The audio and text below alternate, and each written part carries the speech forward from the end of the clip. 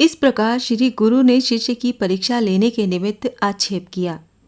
अब उसके उत्तर में शिष्य गुरु के प्रति इस प्रकार कहता है कि ज्ञानी संपूर्ण व्यवहारों को मिथ्या जानता है और प्रारब्ध कूल नाना प्रकार के जो भोग प्राप्त होते हैं उनको आत्मविलास मानता है। आनंद की वार्ता है कि जो आत्मज्ञानी है वो अपने आत्मा को संपूर्ण जगत का अधिष्ठान जानता है, वही धैर्यवान है, अर्थात उसका चित्त विषयों में आसक्त नहीं होता है। प्रारब्ध के अनुसार प्राप्त हुए विषयों की क्रीड़ा के विषय रमण करने वाले उस ज्ञानी को संसार के विषय देहाभिमान करने वाले मूर्खों से तुल्यता नहीं होती है। यही गीता के विषय श्री कृष्ण भगवान ने कहा है, तत्ववित्तु महाबाहो गुण कर्म विभागयो गुणा गुणेषु वर्ततेत इति मत्वा न सज्जते। अर्थात आत्मज्ञानी संपूर्ण व्यवहारों में रहता है और किसी कार्य का अभिमान नहीं करता है, क्योंकि वो जानता है कि गुण गुणों के विषय रहते हैं, मेरी कोई हानि नहीं है, मैं तो साक्षी हूँ। यहाँ शंका होती है कि सांसारिक व्यवहारों का बर्ताव करने वाला ज्ञानी संसारी पुरुषों के तुल्य क्यों नहीं होता है। इसका समाधान करते हैं, हे गुरु, बड़े आश्चर्य की बात है कि इंद्र आदि संपूर्ण देवता जिस आत्मपद की प्राप्त करने की इच्छा करते हुए आत्मपद की प्राप्ति न होने से दीनता को प्राप्त होते हैं, उस सच्चिदानंद स्वरूप आत्मपद के विषय स्थित अर्थात तत्त्वम पदार्थ के ऐक्य ज्ञान से आत्मपद के विषय वर्तमान आत्मज्ञानी विषय भोग से सुख को नहीं प्राप्त होता है और उस विषय सुख के नाश होने पर शोक नहीं करता है। अब ये वर्णन करते हैं कि आत्मज्ञानी पुण्य और पाप से लिप्त नहीं होता है।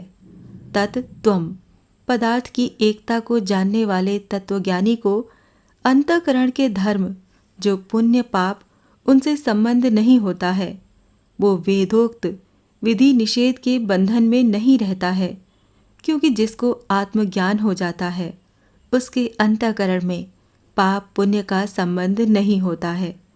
जिस प्रकार धूम आकाश में जाता है परंतु उस धूम का आकाश से संबंध नहीं होता है।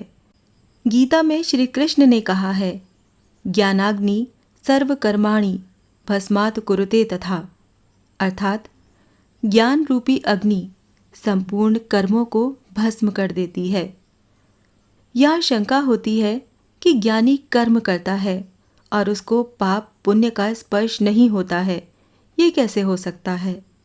इसका समाधान करते हैं कि जिस ज्ञानी महात्मा ने ये दृश्यमान संपूर्ण जगत आत्मा ही है इस प्रकार जान लिया और तदंतर प्रारब्ध के वशीभूत होकर बरतता है, उस ज्ञानी को कोई रोक नहीं सकता है। अर्थात वेद वचन भी ज्ञानी को न रोक सकता है न प्रवृत्त कर सकता है, क्योंकि प्रबोधनीय एवासो सुप्तो राजेव बंदिभी। अर्थात जिस प्रकार बंदी राजा के चरित्रों का वर्णन करते हैं, इसी प्रकार वेद भी आत्मज्ञानी का बखान करते हैं। शिष्य शंका करता है कि ज्ञानी अपने इच्छा के अनुसार बरतता है या दैव इच्छा से बरतता है। इसका गुरु उत्तर देते हैं कि ब्रह्मा से तृण पर्यंत 4 प्रकार के प्राणियों से भरे हुए ब्रह्मांड के विषय इच्छा और अनिच्छा, ये 2 पदार्थ किसी के दूर करने से दूर नहीं होते हैं, परंतु ज्ञानी को ऐसा सामर्थ्य है कि न उसको इच्छा है और न ही अनिच्छा है। अब इस वार्ता का वर्णन करते हैं कि ज्ञानी पुरुष सर्वथा निर्भय होता है।